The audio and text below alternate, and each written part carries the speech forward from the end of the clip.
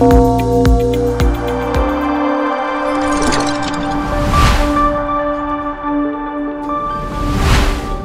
Business today रे आजिर मुख्य खबर।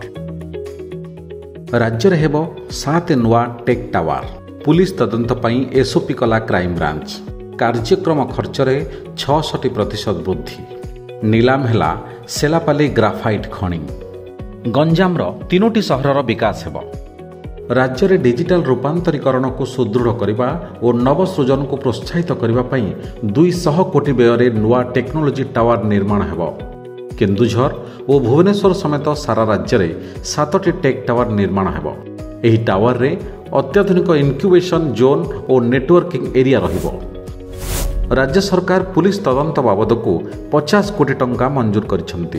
तदंत बाबद रे एही अनुदान किपरि खर्च हेबो, केउ जिला को केते टंका प्रदान करा जिवो और केउ मामला रे केते खर्च हैला सबरो रेकर्ड रहिबो। एबे हत्या मामला पई 25,000, बलात्कार मामला पई राज्य बाहरे 37,000, राज्य भितरे 18,000 टंका तदंत खर्च रहिछि।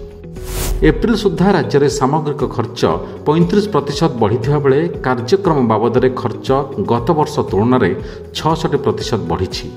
मुख्य सचिवों अध्यक्षतार सचिव स्तरीय बैठक यह जमापड़ी। प्रति विभाग निज निज स्तर में यार समीक्षा करेंगे बोली मुख्य सचिव निर्देश देते। ओडिशार बलांगीर जिलार सेलापाली ग्राफाइट खଣି समेत देशर मोट 10टी क्रिटिकाल और स्ट्राटेजिक खनिज ब्लॉक नीलाम होईछि।